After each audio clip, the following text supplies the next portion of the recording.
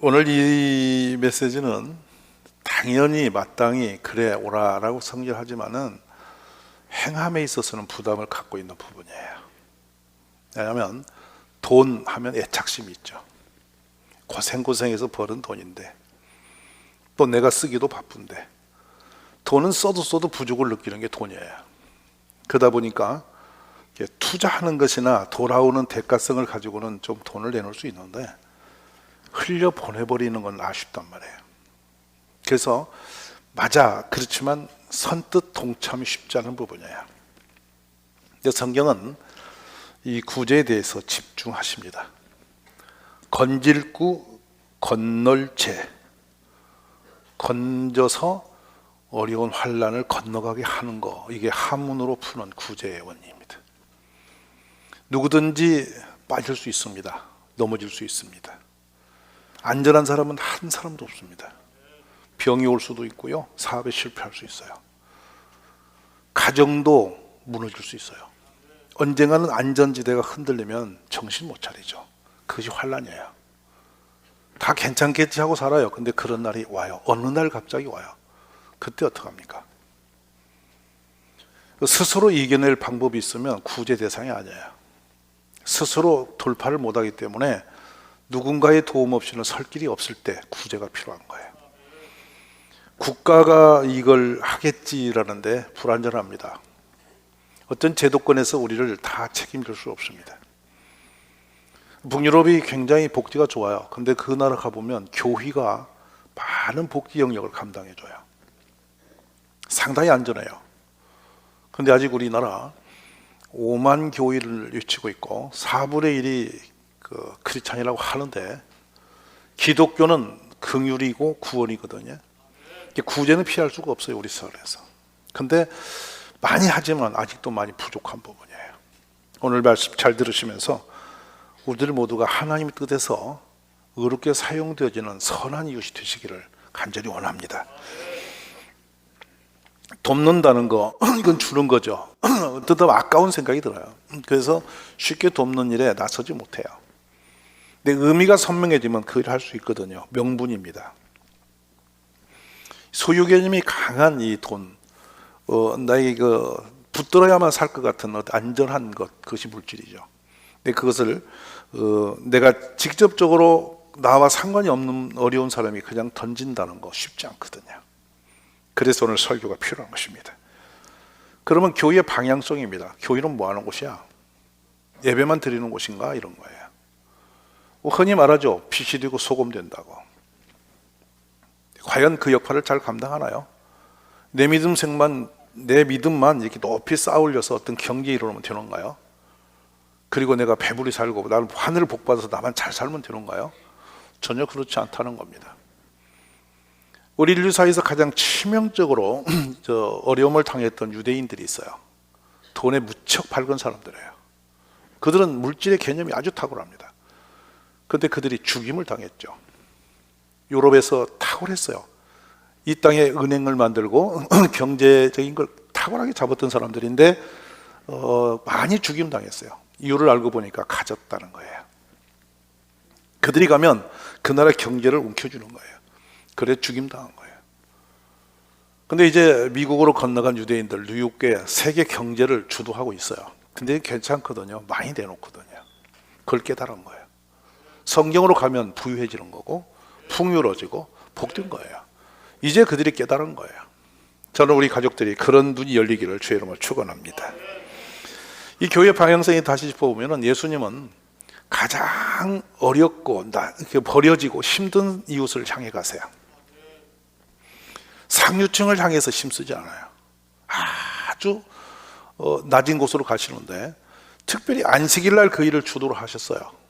보면 여러분, 안식일 날 손 마른 자 고치십니다. 벙어리 또 듣지 못하는 사람, 치명적인 질병이 있는 사람들을 고쳐내요. 그래서 율법을 주로 했던 유대인들이 예수님을 볼 때 혐오감을 느낍니다. 왜냐하면 또 유대인과 전혀 상반되고 있는 그 안에 있는 세리들과 너무 친숙해져요. 왜 저분은 이렇게 죄인들하고만 저렇게 친하냐? 왜 불의한 자들과 저렇게 자꾸 어울려 다니냐? 저 사람이 어떻게 선생이 되겠냐, 이래서 마음에 상처가 된 거예요. 결국에는 그 문제로 예수님은 십자가에 못 박힙니다. 근데 예수님이 내가 안식일의 주의를 하면서 안식일을 주도적으로 약한 자를 계속 섬기러 달려가신단 말이에요. 왜 그랬을까 하는 거예요. 주님이 이런 표현하세요. 너희 자녀나 너의 짐승이 구덩이에 빠지면 안식일이라고 안 건지겠냐? 우선 안식일을 지키는 샤밧도 중요하지만 그보다 더 중요한 것은 먼저 살리는 일이다, 이 말 하신 거예요. 오늘 우리들이 나의 삶에 내 믿음 생활 잘하는 건 중요해요. 그렇지만 그 믿음 속에 어떤 일이 있느냐는 거예요. 어려운 이웃을 못 본 채 하고 지나친다면 우리의 믿음은 온전치 않습니다. 눈 감고 모른 척하는 거 할 수 있어요. 그렇지만 그건 정당성 없습니다. 그럼 우리 예수님이 하셨던 한 장면을 우리가 가보겠는데요, 누가복음 21장에 들어가 봅니다. 거기에 뭐가 나오냐면 예수님이 눈을 들어서 부자들이 헌금함에 헌금 넣는 것을 보십니다. 근데 또 어떤 가난한 과부가 2렙돈 넣는 것을 보신다라고 합니다. 이 부자들은 당시 어떻게 헌금을 했냐면요, 금화, 은화 아주 많은 돈 주머니를 가져와서 소리나게 흔들어 사람들 보게 막 팍 붓습니다. 그럼 사람들이 와, 저 믿음 엄청 좋네, 이러면 사람들에게 칭찬을 받는 헌금의 과시적인 일이 많았어요. 근데 예수님이 제자를 데리고 지금 이게 실천 교육을 하시는 거죠. 근데 한 과부가 있어요. 근데 그분은 부끄럽게도 2렙돈을 넣더라는 거예요. 근데 유심히 관찰 안 하면 모를 일이에요. 사랑하는 여러분, 이 장면을, 그 본문을 가지고 지금 제자들에게 교육하시는 예수님 보면 어찌 이렇게 유치하십니까? 제가 만약 여러분이 헌금 드린 것을 여기다 다 까놔놓고 야, 장로님은 헌금 이래갖고 누구는 이랬고 다 까고 교육시키면 여러분 어떤 기분 들겠어요? 목사 이상하지 않겠어요? 근데 예수님이 그 어려운 일을 좀 하십니다. 왜 그러냐면 제 생각에요, 대단히 중요한 교육이다 이거는. 그러므로 모든 걸 넘어서 지금 하시는 것 같은데, 자, 2렙돈의 가치는 그 얼마냐? 하루 일당이 64분의 1이에요. 하루 일당 64분의 1. 지금으로 계산하면 하루 한 16만 원 치면 2천 원입니다. 큰 돈이나 작은 돈인가요? 아주 작은 돈이에요. 아주 소소한 돈, 어린이들 용돈 정도. 그를 들고 헌금을 드리는데 예수님이 탁 찍어서 그 여인을 지금 이야기하고 있어요. 뭐라고 하시냐면, 내가 참으로 너에게 말하노니 이 가난한 과부가 다른 모든 사람보다 많이 넣었다. 그러시면서 저들은 그 풍족한 중에서 헌금을 넣었거니와 이 과부는 그 가난한 중에서 자기가 가지고 있는 생활비 전부를 넣었느니라. 어쩌면 참 눈물 나는 장면이에요. 생활비 전부 들었더니 2천 원인 거예요. 근데 얘는 그걸 갖다 몰빵 하나님께 드려버린 거예요.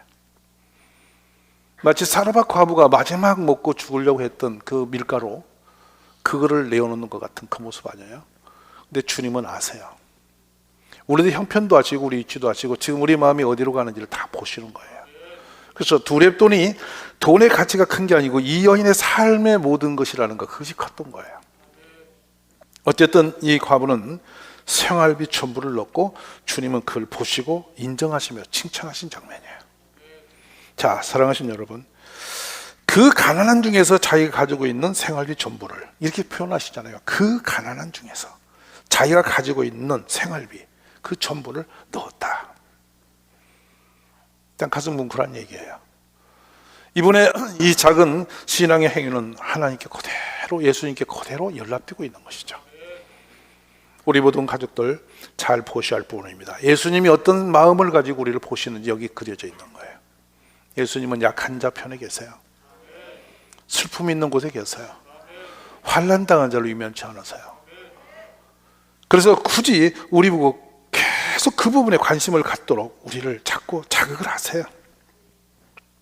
그러면서 부자 청년이 누가 18장에 등장하죠. 영혼 구원의 문제로 예수님께 묻는 거예요. 그래서 계명을 말씀합니다. 네가 계명을 알지? 간음, 살인, 도적질, 거짓 증언 하지 말라는 거, 그리고 내 부모를 공경하라 한 거 다 알지? 그러자 이 부자 말합니다. 청년이, 네, 이것은 제가 어려서부터 다 지킨 일입니다. 그저 예수님이 하나 콕 집으시죠. 이 말을 들으시고 이래 하십니다. 내게 아직도 한 가지 부족한 것이 있다. 내게 있는 것을 다 팔아서 가난한 자들에게 나눠주라. 그리하면 하늘에서 내게 보화가 있으리라. 그리고 와서 나를 따르라. 그자 이 사람이 큰 부자이므로 이 말씀을 듣고 심히 근심했다 되어 있습니다. 우스꽝스러운 일이죠. 믿음 생활 잘했는데 굳이 하는데 딱 팀이니까 탁 얼어버리는. 착하다고 말을 들었는데요, 아 저분 굉장히 착한 사람이야 했는데 어려운 사람 돕는 데 가니까 탁 얼어버리는. 근데 종종 퍼포먼스 있습니다. 평소에 전혀 구제와 상관없이 살다가 어떤 특별한 인기몰이를 하고 싶을 때 얼마를 기부해놓고 사진 뻥뻥 찍어가지고 나 뭐 했다고 떠오르는 거. 근데 유감스럽게도 그런 일은 예수님이 싫어하십니다. 오른손 향을 왼손이 모르도록 하라. 이게 주님의 명령이에요. 자, 신명기 15장에서 율법입니다. 내 하나님 여호와께서 내게 주신 땅 모든 어느 성읍에서든지 가난한 형제가 너와 함께 거주하거든 그 가난한 형제에게 내 마음을 완악하게 하지 말며. 완악이 뭡니까? 독하게 하지 말며. 가난한 사람 보고 독한 생각할 수 있어요. 뭐 저 사람은 능력이 없이 왜 저런 짓을 하고 다녀? 누가 가난을 하고 그랬냐? 왜 똑바로 살면 뭐 가서 뭐 요즘에 꿈지럭거리만 해도 일당이 얼마인데 왜 저렇게 살아? 이렇게 하는 사람이 완악한 사람이라는. 너 왜 그렇게밖에 못 사냐고 지적하고 자기를 아무것도 도움이 안 되는 사람이 완악한 사람이에요. 누가 가난하라고 그랬냐고 그렇게 지적하고서 가난한 거 알고도 딱 문 닫는 사람, 그거 악한 사람이라는 거예요. 그런 생각 해본 적 없으세요? 길에 앉아있는 놈 보면서 에이 그냥 늘 하는 거니까 하고 싹 스쳐버리는 수 있지 않습니까? 어떤 약한 분이 많아요. 또 꼭 돈이 없는 분뿐만이 아니고요, 여러 재앙과 환난에 이렇게 딱 맞닥뜨려서 고통 속에서 벗어나지 못하는 가족 보면서 뭐 그지 원래 그렇지 이런 식이에요. 이게 완악함이에요. 그렇게 하지 말라는 거예요. 그런 생각을 품지 말아요.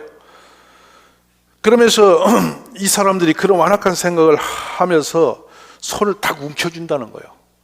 일도 도움을 못 준다는 거예요. 참 놀랍게도 이런 유형의 사람이 참 많습니다. 근데 주님 말씀하십니다. 반드시 너의 손을 그 사람을 향해서 펴라. 그에게 필요한 대로 쓸 것을 넉넉히 꿔줘라라는 겁니다. 정말 치명적인 아이를 저는 만난 적이 있습니다. 그래서 그 아이의 수술비를 우리가 어려워서 다 못 된다면서 전전긍긍하면서 돈을 좀 모으고 결계를 했는데요, 초등학교 5학년 때 운동장에서 부러진 다리를 못 고쳤던 거예요. 뼈가 그래서 이렇게 어긋나 자라버렸어요. 중2 때 만났어요. 긴 치마를 여름에 늘어뜨리고 다니는데 온몸이 이상하니 한 발로만 다니는데 이게 도대체 상상이 안 가. 어른애가 왜 그럴까? 보여주질 않습니다. 숨 크고. 걔를 급기야 서울에 큰 대학병원으로 데리고 갔고 거기서 찍어보니 이렇게 자랐습니다. 뼈가. 밑에 뼈는 밑에로, 위에 뼈는 위에 뼈로 자랐어요. 하나에는 선천적으로 발등이 바닥이 돼서 뒤피진 애는 온몸을 흔들고 걷는데 이 뼈가 휘어지니까 여기 엉치 뼈가 빠져버린 채로 덜덜 이렇게 다녔어요. 근데 걔는 치료가 빨랐어요. 2번 수술이 끝났어요. 근데 이 부러진 아이는 문제는 뭐냐? 신경까지 끊어져 버렸어요. 그러니까 뼈를 맞춰서 이어서 같이 붙여서 회복시켜도 이 신경 조직이 안 살아나면 밑에 다리는 죽은 다리를. 매우 어려운 수술이었죠. 그 기억을 합니다. 그때 돈 6,400만 원인가? 그 돈이에요. 우리에게는 엄청난 큰 돈이었습니다. 근데 일단 우리가 어떤 생각을 했냐면 우리 아이라면 저 다리를 안 고치겠냐? 돈이 문제냐? 고쳐야 된다고 수술을 강행했죠. 근데 수술을 끝내놓고 첫 수술을 해놓고 두 번째 이제 재수술을 들어가기 전에 의사 선생님이 저를 그 방으로 부르셨어요. 그러니까 A4 용지가 가득한 방이에요. 앉을 곳도 없습니다. 의사 선생님 방은. 근데 그 방에서 엑스레이를 돌리면서 말씀했어요. 아마 4번 정도 재수를 계속 해야 되는데요, 본인 시골에서 오셔서 어려우시죠. 이번에 수술비는 우리가 면제합니다. 왜 그러십니까? 했더니 우리 선생님들이 우리가 의사가 뭐냐? 이럴 때 필요한 거 아니라 힘을 모아서 이걸 덮었다 이거예요. 그래서 무료로 수술을 두 아이를 고쳤어요. 부엌에 물이 나오고 있고, 아버지 알코올 중독에다가 어머니는 이게 지적 장애, 4남매가 그 방에 혼자 같이 어울려 사는데 기가 막혔어요. 그래서 그때 당기는 로타리 클럽 같이 선한 유태자 해서 같이 힘을 모아서 용열리에 땅을 구입하고 집을 짓습니다. 우리가 잘 지었죠. 그 당길에 있는 모든 기관장들에게 컴퓨터 사주세요, 침대 사주세요, 책상 사주세요. 전부 힘을 모아서 집을 새로 꾸미고 12월 23일 겨울이었어요. 근데 거기서 천막을 쳐놓고 국수를 삶아놓고 이제 그 집 입주 파티를 했어요. 근데 가족이요, 정말 양말까지 새로 다 사입혔어요. 그 집에 입주실 끝냈는데 방에 들어갔던 가족이 다 튀어나왔습니다. 얼마나 놀랐는지 몰라요. 왜냐, 우리 집 아니라는 거예요. 참 눈물 많이 났어요. 그래서 그 가족을 우리 교회로 오면 안 돼요, 소문나서. 그래서 그 시골 교회에 이렇게 위탁하고 기도하고 나왔습니다. 우리가 착한 일 했다는 것이 자랑이 아니라 그 가정이 살아나게 돕는 것이 잘하는 것이에요. 교회가 그런 길에 서기를 기도하시기 바랍니다. 그래서 그 말씀합니다. 너는 반드시 그에게 줄 것이요 줄 때는 아끼는 마음을 품지 말 것이라. 이로 말미암아 내 하나님 여호와께서 네가 하는 모든 일과 내 손에 닿는 모든 일에 너에게 복을 주시리라. 약속의 축복이 걸린 계명이 있습니다. 부모님을 향한 것은 장수의 복이 약속됩니다. 부모님을 잘 섬기는 사람에게는 장수케 한다는 복이 약속이 돼요. 성경에서 약속했어요. 장수케 한다고. 할렐루야. 둘째로 이 가난한 이웃을 구제하는 사람을 잘 되게 할 거래요. 풍족히 돕는 자에게 풍족히 주신다는 겁니다. 그래서 잠언서를 보면 11절 24절에 흩어 구제하여도 더 부하게 되는 일이 있나니 과도히 아껴도 가난하게 될 뿐이니라. 구제를 좋아하는 자는 풍족하여질 것이요 남을 윤택하여 하는 자는 자기도 윤택하여지리라. 너희 소유를 팔아 구제하여 낡아지지 아니하는 배낭을 만들라. 또 하늘에 둔 바 다함이 없는 보물이니 거기는 도둑도 가까이 하는 일이 없고 좀도 먹는 일이 없느니라. 누가 12장 33절의 말씀입니다. 오늘 여러분이 구제하는 것을 즐거워할 수 있기를 원합니다. 없는 거 생각하죠. 나 너무 늘 힘들어. 그렇습니다. 희한합니다. 사람이요, 이상하니 아무것도 없다는 사람도 도둑이 가져갈 건 있대요. 무슨 말 아세요? 나 가난해 없어. 근데 도둑이 들으면 가져갈 게 무지 많대. 내 눈에 안 보이는 건데 내가 그냥 예착을 가지니까 없는 것으로 해. 나는 가난해. 이렇게 하고 딱 덮은다는 거예요. 오늘 여러분 집을 좀 터십시오. 아멘. 털면 우리 집에 돈 되는 거 많을 거예요. 우불친 거 내놓으세요. 그것으로 구제하면 복이 있을 줄 믿습니다. 자, 초대교회로 가보면요, 사도행전 6장부터 쭉 이어지는 부분이 날마다 구제에 힘썼대요. 그래서 헬라파 유대파 과부들이 쫙 몰려왔어요. 근데 구제 받는 사람들이 시험에 들었어. 왜냐하면 이게 손이 굽어가는 거야. 여러분, 어려운 사람에게 베푸는 자는 복이 옵니다.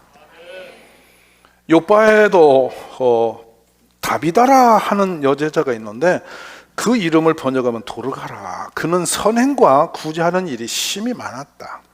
가이사라에 고넬료가 있다. 이탈리아 부대의 백부장이다. 그는 경건했는데 온 집과 더불어 하나님을 경외할 뿐만 아니라 백성을 많이 구제하고 하나님께 항상 기도한 사람이라.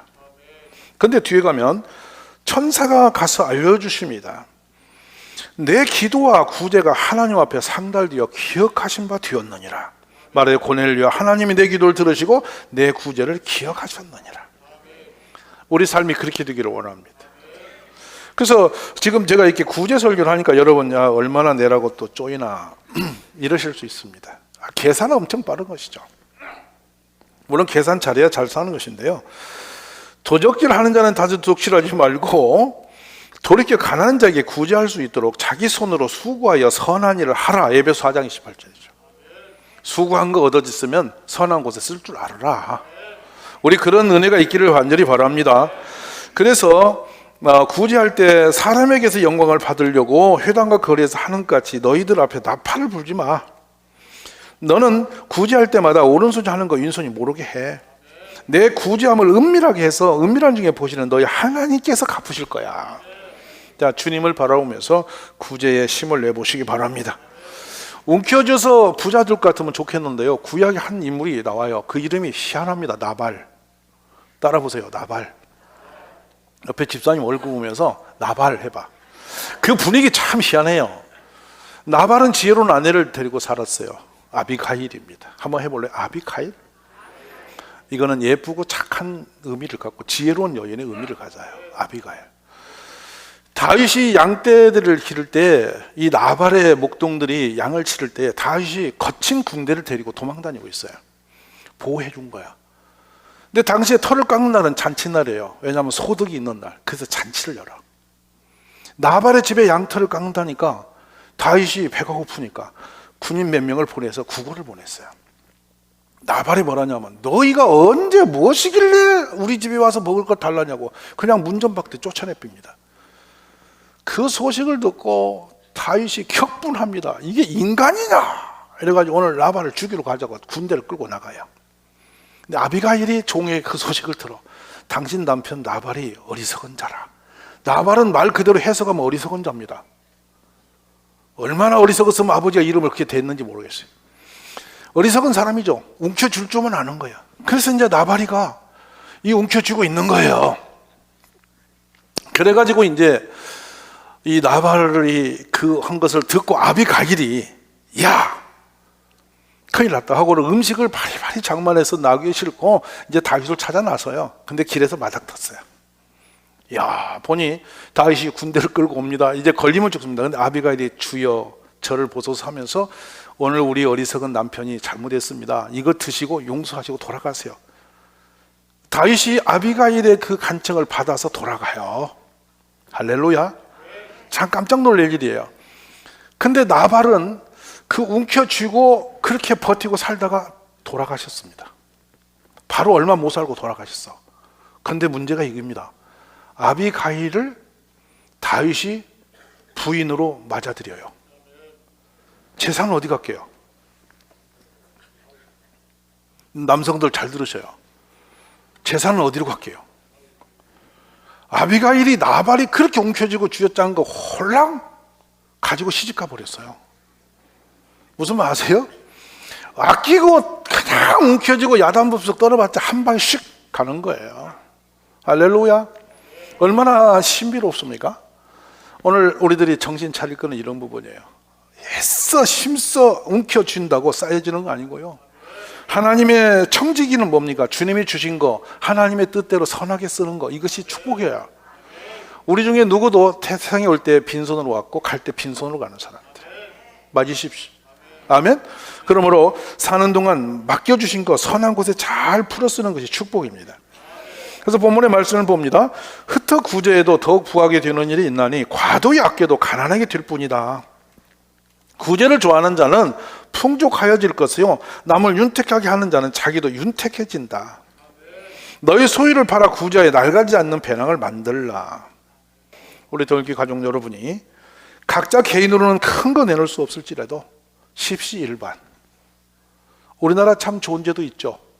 장례가 나면 이심리 밖에 있는 분도 팥죽 써서 어리다 이고 갔어요. 정황 없죠. 집에 초상이 났는데요. 누군가는 팥죽을 이고 옵니다. 그게 모여서 마을 모든 사람이 그 초상집에 와서 다 먹을 걸 채우면서 섬기고 위로하고 서로 어울려서 장례를 치우게 됐죠. 좀처럼 해외에 없는 일이에요. 이게 우리 조상들이 하는 일이에요. 저는 그 정신이 구제 정신이라고 봐요. 그래서 우리는 약해도 버틸 수가 있었던 것은 바로 그런 마음들이 모였기 때문인데요. 저는 교회가 그 일을 감당했으면 싶습니다.